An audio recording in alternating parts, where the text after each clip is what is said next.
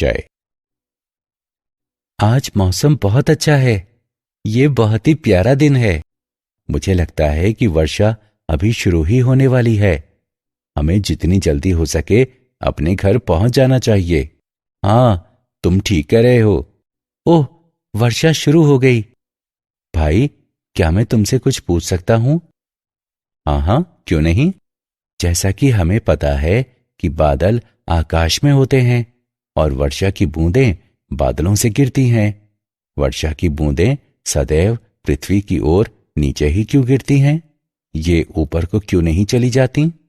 ठीक है, मैं तुम्हें बताता हूं।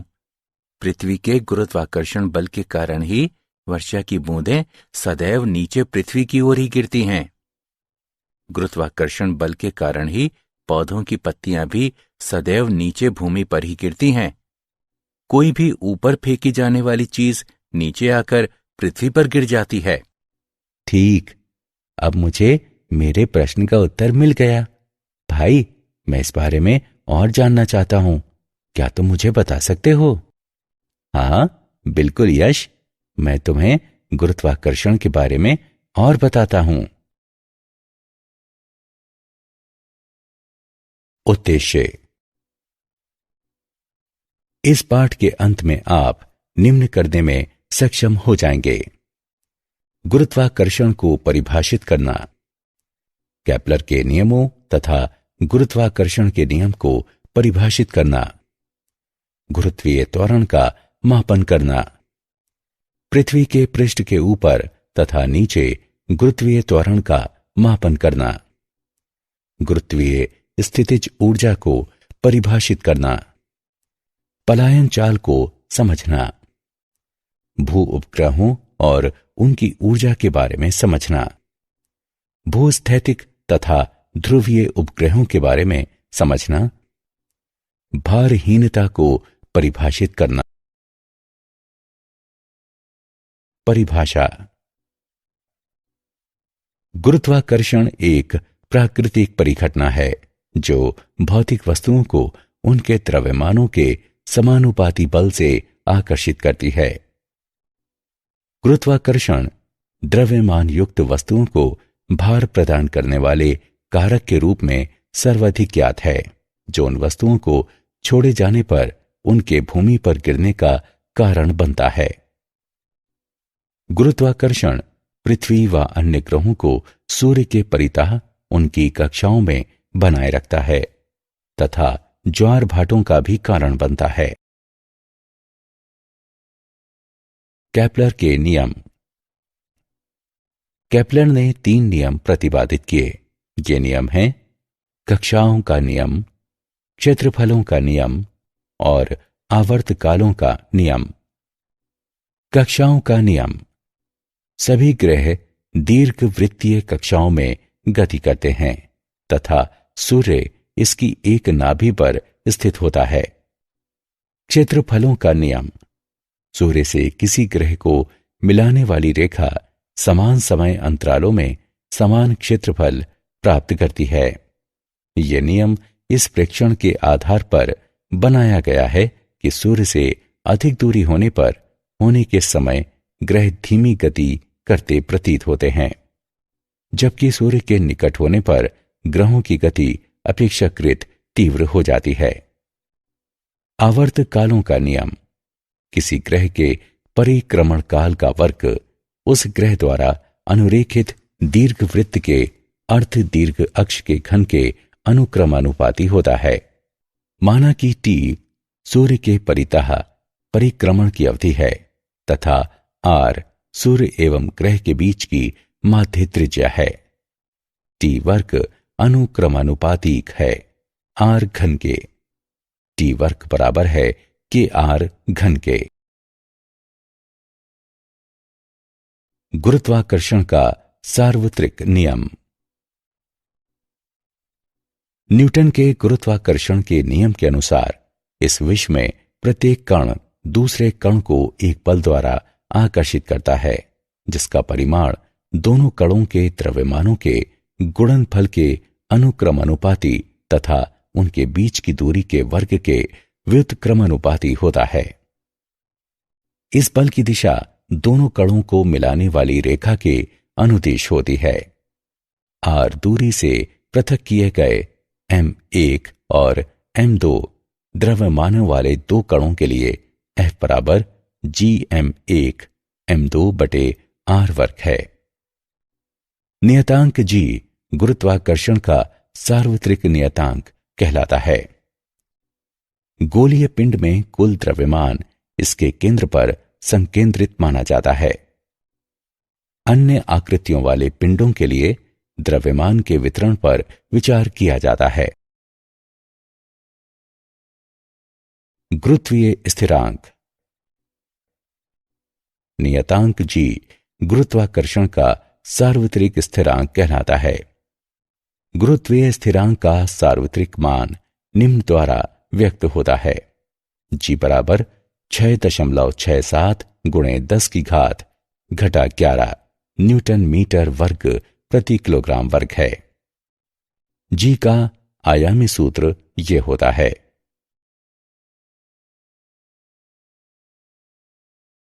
पृथ्वी का गुरुत्वीय त्वरण।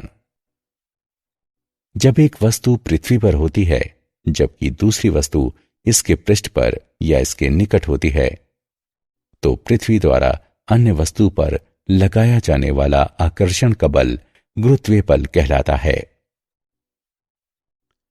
अतः वो बल जिसके द्वारा पृथ्वी किसी वस्तु को अपने केंद्र की ओर आकर्षित करती है, तो ये गुरुत्व कहलाता है।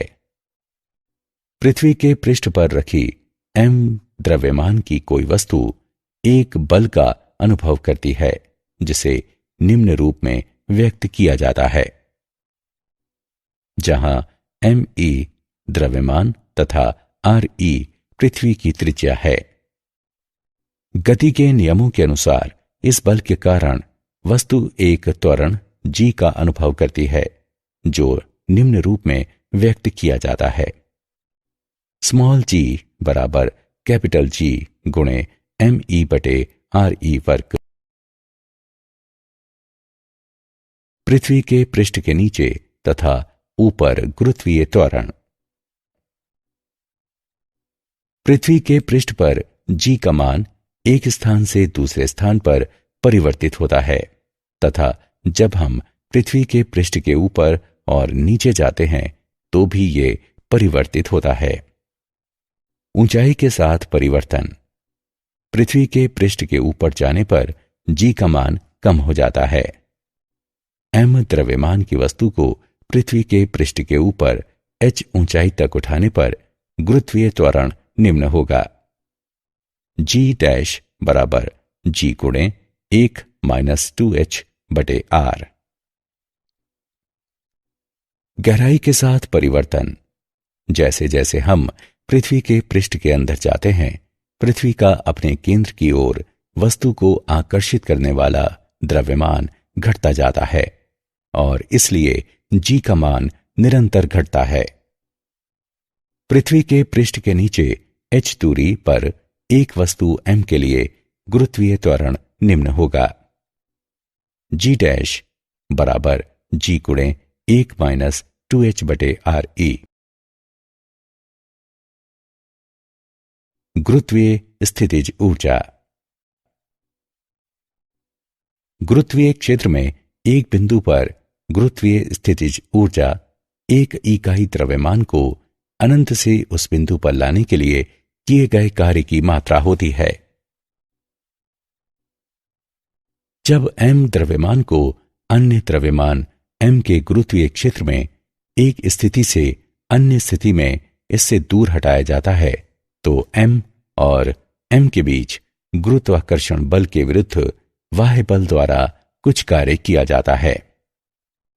किया गया कार्य m द्रव्यमान से इसकी गुरुत्वीय स्थितिज ऊर्जा के रूप में जुड़ जाता है। अतः किसी बिंदु पर m द्रव्यमान की गुरुत्वीय स्थितिज ऊर्जा उस बिंदु पर गुरुत्वीय स्थितिज ऊर्जा तथा m द्रव्यमान के गुणनफल के बराबर होती है। पलायन चाल। क्या हम किसी वस्तु को इतने अधिक आरंभिक वेग से फेंक सकते हैं कि ये वापस पृथ्वी पर ना गिरे? हां, यदि हम किसी वस्तु को पलायन चाल से फेंकें तो ये वापस पृथ्वी पर नहीं गिरेगी। पलायन चाल वो न्यूनतम चाल होती है जिससे पृथ्वी के पृष्ठ से प्रक्षेपित की गई कोई वस्तु पृथ्वी के गुरुत्वीय क्षेत्र से बाहर निकल जाती है। पृथ्वी के लिए पलायन चाल v बराबर 11.2 किलोमीटर प्रति सेकंड है। चंद्रमा के लिए पलायन चाल v बराबर 2.3 किलोमीटर प्रति सेकंड है। यही कारण है कि चंद्रमा पर कोई वायुमंडल नहीं है। यदि चंद्रमा के पृष्ठ पर गैसीय अणु बने तो उनकी चाल 2.3 किलोमीटर प्रति सेकंड से अधिक होने के कारण वे चंद्रमा के गुरुत्वीय क्षेत्र से बाहर पलायन कर जाएंगे। उदाहरण। आइए पलायन चाल का एक उदाहरण देखें। चंद्रमा के पृष्ठ पर पलायन चाल की गणना करें। चंद्रमा का द्रव्यमान, चंद्रमा की त्रिज्या और जी का मान दिए गए हैं। आइए इसका हल देखें। दिया है चंद्रमा की त्रिज्या r बराबर 1.7 गुणे 10 की घात 6 मीटर। चंद्रमा का द्रव्यमान m बराबर 7.35 गुणे 10 की घात 22 किलोग्राम। पलायन चाल बराबर √2gr। जी का मान रखने पर हम पाते हैं कि पलायन चाल बराबर √2gm/r। मानों को प्रतिस्थापित करने पर हम पाते हैं कि पलायन चाल बराबर 2.4 गुणे 10 की घात 3 मीटर प्रति सेकंड। भू उपग्रह। भू उपग्रह वे वस्तुएं हैं जो पृथ्वी के परितः परिक्रमा करती हैं। इनकी गति ग्रहों की सूर्य के परितः गतियों के बहुत समान होती हैं और इसलिए केपलर के ग्रहीय गतियों के नियम इन पर भी समान रूप से लागू होते हैं। पृथ्वी के परितः प्रत्येक उपग्रह की कक्षा या तो वृत्तीय होती है या दीर्घवृत्तीय।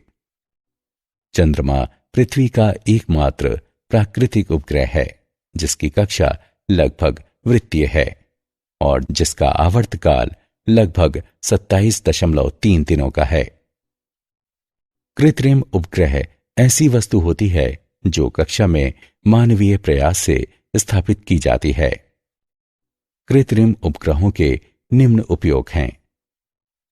ऊपरी वायुमंडल का अध्ययन करना, मौसम का पूर्वानुमान करना, अंतरिक्षीय विकिरण और सौर विकिरणों का अध्ययन करना, पृथ्वी की आकृति का अध्ययन करना तथा पृथ्वी की ऊपरी परत में खनिज पदार्थों और जल की उपस्थिति की खोज करना, उल्का पिंडों का अध्ययन करना और रेडियो, टेलीविजन तथा टेलीफोन के सिग्नलों को प्राप्त और संप्रेषित करना। एक कक्षीय उपग्रह की ऊर्जा। वृत्तीय कक्षा में पृथ्वी का चक्कर काटने वाले उपग्रह में गतिज तथा स्थितिज ऊर्जा होती है।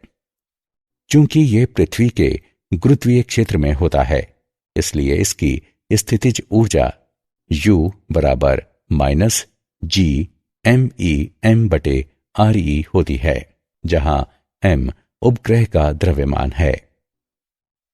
उपग्रह की गतिज ऊर्जा K बराबर 1/2 mv0 वर्ग होती है, जहां v0 कक्षा में इसकी चाल है।